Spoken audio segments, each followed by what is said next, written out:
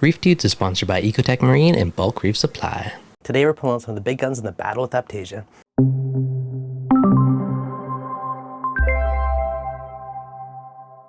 What's going on, guys? Devin from ReefDudes. Now my Gonny tank has a bit of an Aiptasia problem, and it's something I've been ignoring and it's just been getting worse, so we got to step it up a little bit. Now I have been breeding nudibranchs, but again, that's a bit of a slow process.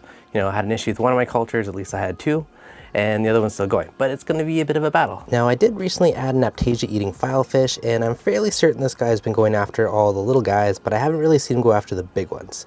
So I want to help him out a little bit, and this rock is one of the worst ones. If you take a look at this, there's like a small Aiptasia farm of monsters. So, you know, he's been going after little ones in theory, but not the big ones. So I think I actually popped off all the gonnies that are on here. So thankfully they were on their own little rock, so it made it really, really easy. And I'm gonna pop this guy out and just hit it with the pressure washer. Now, this should take off all the Aiptasia and it'll probably kill a bunch of the good bacteria. So obviously we couldn't do everything at once. But given this tank's been established for a bit now, I should be okay to, you know, half kill off the one rock and have the rest of the tank be fine.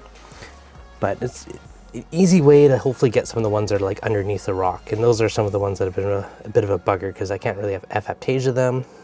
And I can get this whole little garden off, which should be a nice little dent in the tank at least.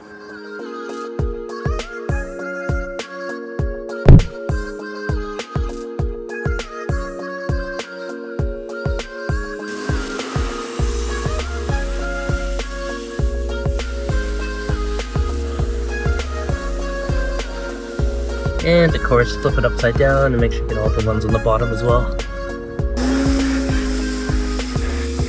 Now, I did break off a couple chunks of rock, so I'm going to do a little bit of a quick fix. And I'm mixing up some of this thermoplastic. And this is some stuff I had from ages ago from MaxSpect, which was kind of cool because it's called Reef Welder. And you basically just put it in hot water for a few minutes, it becomes pliable. Then once it cools, it turns back into hard plastic. This is a good way for like molding some pieces to connect the rock. And as it starts to kick in, it goes clear. You can still buy these, obviously not under MaxSpec, but under other brands now. Hit it with a little super glue in the cracks, just for good measure. And with our rock back in, we can replace some of our gonnies back on the rock. Now, this was a bit of a good excuse because some of the torches were touching the gonnies, so at least it gives me a little bit of a chance to do a little bit of rearranging to make sure that nothing's actually touching or stinging each other.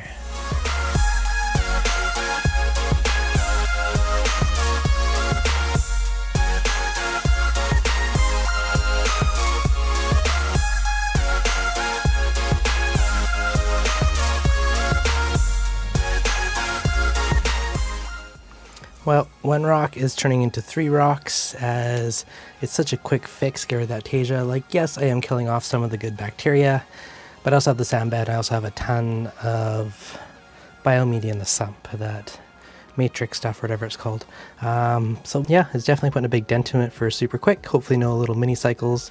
It will add some extra bacteria to the tank for good measure afterwards. But yeah, for the, you know, 5-10 minutes it takes per rock, it's definitely night and day the difference. Mother load.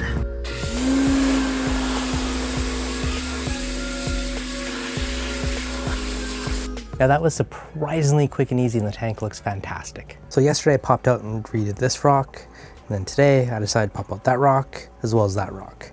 Now this was a really good excuse to do some rearranging a coral. I had certain torches where like the low ones were in the back and they were kind of getting washed out and you couldn't see them because of the big ones. You know, I had torches that were sticking and killing gonnies and some other stuff. So it was a really good excuse to do a bit of rearranging. I did tweak the rockscape a little bit, made a little more definition between each of the bommies just to make sure that, you know, certain corals could be there without touching each other. So stuff's just starting to open back up. I popped everything in here about an hour ago and just let things settle. But yeah, all of the big ones are gone. You know, there's a few teeny ones in the sand bed I can see still, but I've been popping them out as I go and just throwing them into my little nudie culture over here. And all the really big ones I just pressure washed off. Now I likely did kill off some of the good bacteria in the tank, at least on the rock. Now there is still a ton in the sand bed. I do have a ton of that glass ceramic media in the sump, so I'm not overly worried about it. But overall, I will say things are starting to look fantastic. So, you know, this is probably the big guns approach to getting rid of a lot of Aiptasia, or at least knocking it back.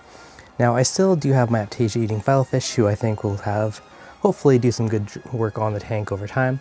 But again, he wasn't really going for the big one, so I think this tag teaming approach should hopefully do the job. Alright guys, so if you have a big Aiptasia battle, you know, maybe it's worth pulling out the big guns. We'll see. I don't know. We'll do an update in a few weeks, but so far the tank is looking fantastic after all that.